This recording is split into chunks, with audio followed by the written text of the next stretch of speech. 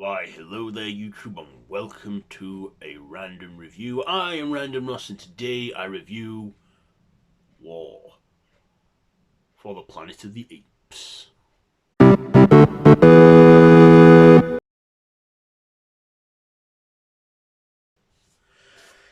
So this is this one is written by Mark Bombach and Matt Reeves, and again directed by Matt Reeves, starring Andy Serkis, Woody Harrelson, and Steve Zahn.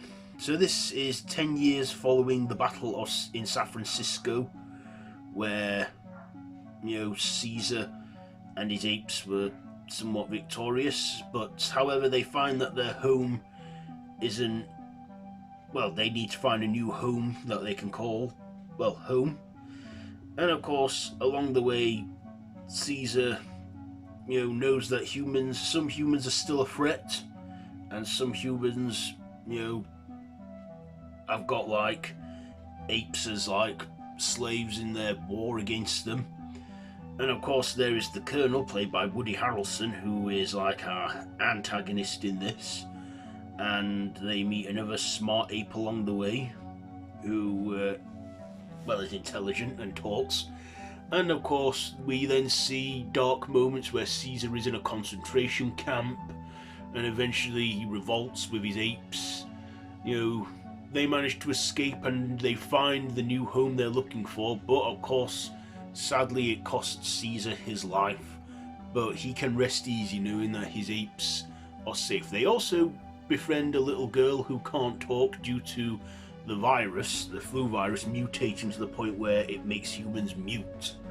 And kind of does explain why humans don't speak in the classic films. But anyway, it's a fitting finale for this trilogy, or in this series.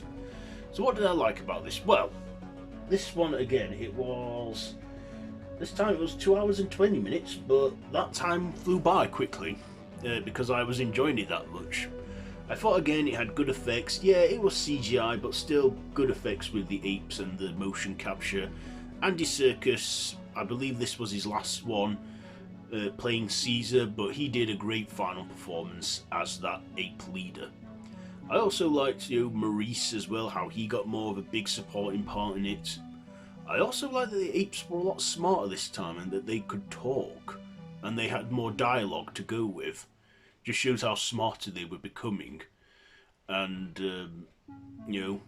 I like that. I forgot to mention from the previous film, they were all communicating through sign, which Caesar and Maurice obviously taught them, but they are eventually learning to speak like humans. I also like that this was like, this also was a lot darker than the previous two. I feel a lot darker, especially when Caesar is in like the concentration camp and he's doing hard labor. Kind of brings you back to think, the Holocaust, and that I feel that's what the apes were representing. And Woody Harrelson, he didn't have lots of screen time, but with that screen time he made, he played a very good intimidating villain. Like he's had a loss from his family due to this plague that's been going around with the humans, and of course he eventually does get sick with the virus and is unable to speak, and of course begs Caesar to put him out of his misery, but of course Caesar doesn't do that. But it is implied that the Colonel does take his life. I also like the character of Donkey, who was a big gorilla. I thought, nice reference to Donkey Kong there, who was working alongside the humans, but of course in the end sees sense and helps out the apes. Of course, I like this one with all the action, the whole conflict, the great visual effects and the storytelling, and that ending. God, like I said, a lot of the Planet of the Apes films don't have a happy ending. Rise did, but this one, it was kind of a bit of both. I was like sad that Caesar had died, but happy that he managed to see the haven that his apes got to. And I remember watching that one and I actually shedded a tear. for the first time since Rise of the Planet of the Apes.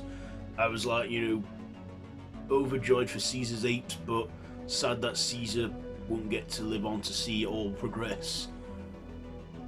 And even Maurice was saddened by that too, because it was his good friend he'd known for 20 years. This is like 20 years after Rise of the Planet of the Apes. And of course the story ends there, so that was a trilogy. And I believe that Kingdom of the Planet of the Apes is going to be a new trilogy set 300 years after these films. So that's going to be interesting to see, and I really hope that one does well so we get another trilogy, because there's so much history to tell in the Planet of the Apes series.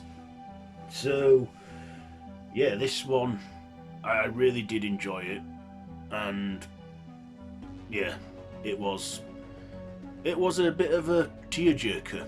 There were moments that were dark and sad, and you really feel for Caesar and how he just simply wanted peace and not war. So, let's see my ratings. What am I going to rate this one? I will give this one a 4.5 out of 5. 4.5 out of 5 for War for the Planet of the Apes. So there you go. There is my review on that one. So, I finished it all. All my reviews on the Planet of the Apes franchise, all in time for Kingdom of the Planet of the Apes, which is due for release in May. So, have you seen this one? Let me know what you think down below in the comments. And if you want to see more from me, feel free to subscribe and hit that notification bell. Also, if you love horror, which I do, I've got a channel for that too down below, so feel free to check all that out. So yes, I've been Random Ross. This has been a Random Review, so until next time, I bid you all a goodbye friends, goodbye.